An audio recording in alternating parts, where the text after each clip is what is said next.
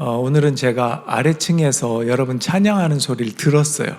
사무실에서 앉아 있으면서 여러분들의 찬양 소리를 들었는데 참 희한하더라고요. 멀리서 듣는 그 찬양 소리도 그렇게 은혜가 될 수가 없어요. 참 좋더라고요.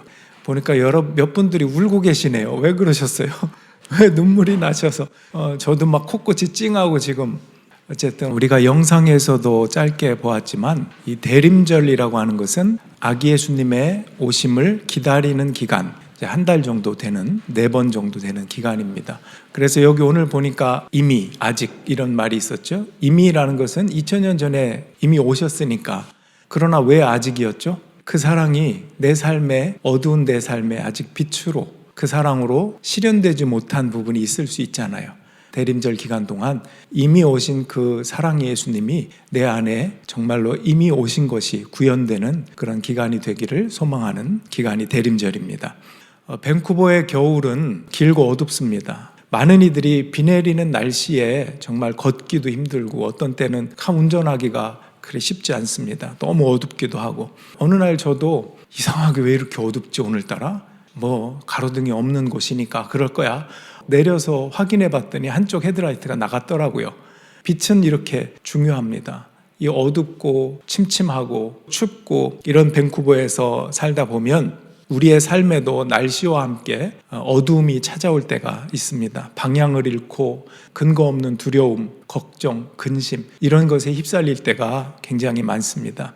그러나 하나님께서는 그러한 순간에도 결코 꺼지지 않는 빛으로 이 땅에 오셔서 우리와 함께 계셔요. 하나님이 우리와 함께 계시다. 이거를 임마누엘이라고 합니다. 함께라는 뜻이고 마누, 우리와, 하나님. 그래서 하나님이 우리와 함께 계신다. 임마누엘입니다. 제가 초등학교 5학년 때 또 고백을 드리지만 초등학교 때는 제가 굉장히 성격이 활발하고 욕도 많이 하고 죄인의 시절을 보냈습니다. 그때 초등학교 시절에 껐떡하면 말이 욕이 섞여 나왔어요. 학교에서만 그렇게 하고 집에서는 숨기려고 했는데 집에서도 드러났어요. 어느 날 어머니가 저에게 너 왜 욕하니? 이런 말씀 안 하시고 문득 이러시더라고요. 임마, 누엘 그러시더라고요. 그래서 제가 임마 하는 순간에 너무 놀래서 엄마가 욕을 하다니. 그때 임마는 욕에 끼지도 않아요. 그 정도는. 그런데도 전혀 욕을 할 줄 모르는 어머니가 임마라는 말 한 자체가 충격이었거든요. 그래서 임마? 하고 있는데 누엘 그러시더라고요. 제가 초등학교 때 임마누엘의 뜻이 뭔지 알았거든요. 어머니가 욕하는 나에게 욕하지 말라는 경고구나. 이렇게 알아차렸어요. 그래서 그 다음부터는 욕을 안 했어요. 이건 아니구나 라는 마음이 들었고 그랬습니다. 저의 에피소드지만 임마누엘은 욕하지 말라는 뜻이 아닙니다. 하나님이 우리와 함께 계시다. 그 후로부터 하나님은 나와 함께 계신 줄 저는 믿습니다. 여러분, 하나님께서는 꺼지지 않는 빛으로 우리와 함께 하시면서 소망을 주십니다. 시편 119편 105절에 어떻게 되어 있죠? 주의 말씀은 내 발의 등이요 내 길의 빛이니이다. 주님의 말씀은 빛이 되시고 진정한 어둠 속에 있는 우리들의 소망이 되십니다. 오늘 본문 이사야 9장에 있는 이 말씀은 이스라엘 백성이 고통 속에 있을 때 하나님께서 너희를 구원할 거다라고 하는 구원의 빛에 대해서 이야기하는 장면입니다. 소망의 약속인데 예수님께서 이 땅에 오신 것 자체가 그 소망을 이루신 성취입니다. 구약에는 지금 이사야도 구약이지만 구약의 온통 내용을 요약하자면 우리는 아무 곳으로도 희망이 없다라는 것일지 몰라요. 우리는 죄인이고 그 죄에서 벗어날 방법이 없다. 희망이 없다. 그러면서 메시아를 기다리는 게 구약이거든요. 근데 신약은 기다리던 그 메시아가 오셨다라는 것으로 신약이 시작합니다. 그 메시아가 예수님입니다. 그 말씀을 조금씩 나눌 텐데 이사야 9장은 북이스라엘이 아수르의 압박으로 인해서 멸망하기 직전에 그 상황에 어려움 속에 있는 배경입니다. 정치적인 혼란도 있고 경제적인 어려움도 있고 당시 백성들에게는 또 영적인 방황 이런 것들이 그들을 사로잡고 있던 때입니다.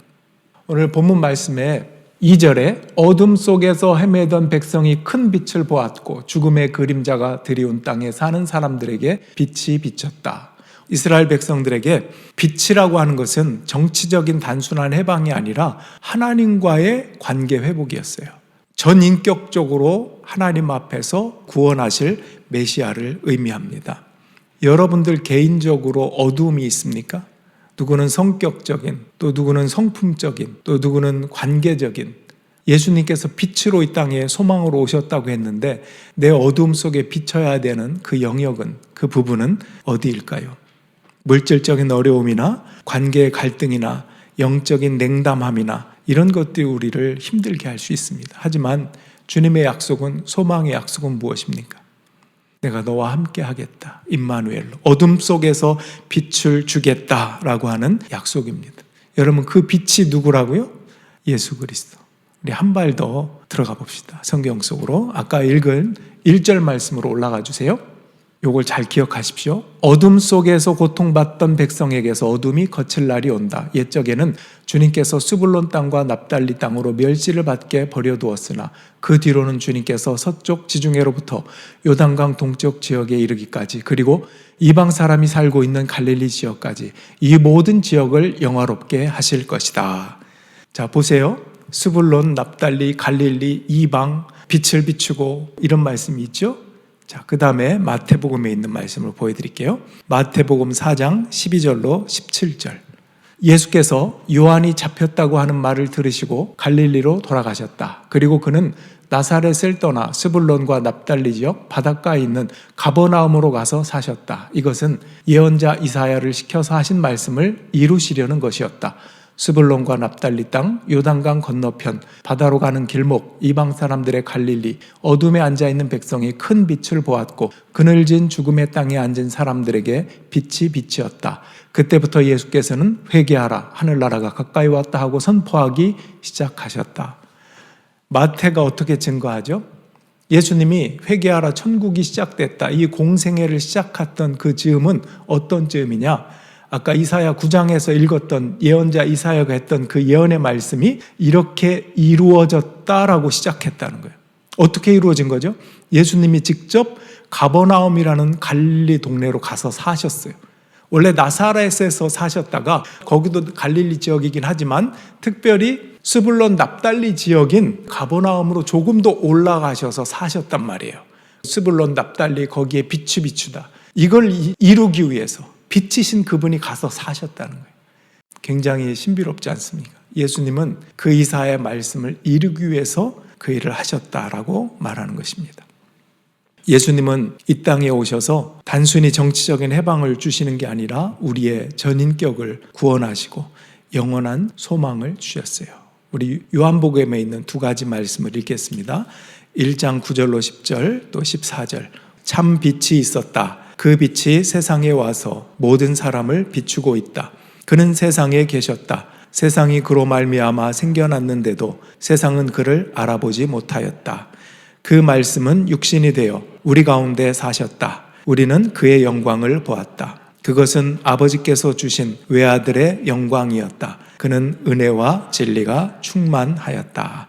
아멘. 그 빛은 은혜와 진리가 충만한 빛입니다.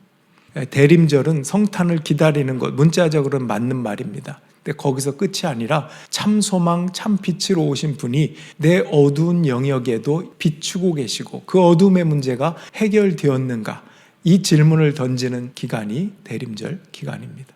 여러분은 어때요? 여러분 언어에 빛이 임했습니까? 그 어두운 언어의 습관에, 또는 욕은 아닐지라도 남에게 상처를 주는 말, 그죠? 그런 어둠 해결되었습니까? 여러분 마음이나 생각에 늘 내 생각은 부정적이야, 긍정적인 것이 50%고 부정적인 게 50%라면 우리는 선택할 수 있어요. 긍정을 선택할 수도 있는데 굳이 부정적인 것을 생각하고 선택해서 걱정하고 근심하고 일어나지 않을 것까지 땡겨서 근심하느라고 아주 힘들어요. 그러니까 우리가 생각도 그렇고 마음도 그렇고요, 또 성품이나 관계도 그렇습니다. 내 자녀와 관계, 배우자와의 관계, 우리 성도들과의 관계, 하나님과의 관계, 그 모든 것들이 그렇습니다. 예수님은 이 땅에 오셔서 소망 없이 방향을 잃고 위험에 빠져 살고 있는 사람들에게 영적 헤드라이트와 같이 우리 발 앞에 빛을 비추셨습니다. 그는 우리의 삶의 길을 밝히시고 안전하고 올바른 길로 인도하십니다. 그래서 애드벤트, 이 대림절이라고 하는 것은 하나님의 약속이 이루어질 것을 기념하고 우리의 삶에 소망을 새롭게 다지는 기간입니다. 여러분들이 이따 소그룹 때 쉐어링 할 때도 한번 생각해 보십시오. 질문해 보십시오. 내 삶에 가장 어둡게 느껴지는 부분은 어느 부분이고 또 그 부분에 빛이 임했는가, 또 임했던 경험이 있다면 어떻게 달라졌는가. 여러분, 오늘 참 빛을 알아보지 못하는 이 세대에 빛이 왔으나 사람들이 알아보지 못했다 그랬거든요. 오늘날도 마찬가지입니다. 2000년 전에 이미 오셨지만 아직 임하지 않은 것과 같은 모습으로 살아가는 크리스찬도 많이 있을 것입니다. 과연 내 안에 예수님의 빛이, 그 소망이 임했는가? 임했다면 나는 어떻게 살아야 하는 것인가? 생각해 보기를 바랍니다. 예수님께서 오심으로 주어진 소망을 통해서 우리도 어둠 속에서 빛을 찾는, 그리고 빛과 함께 더불어 임마누엘로 살아가는 삶이 되기를 주님의 이름으로 축원합니다. 우리 다 같이 자리에서 일어나셔서 함께 찬양 드리겠습니다. 112장 찬양 드리겠습니다.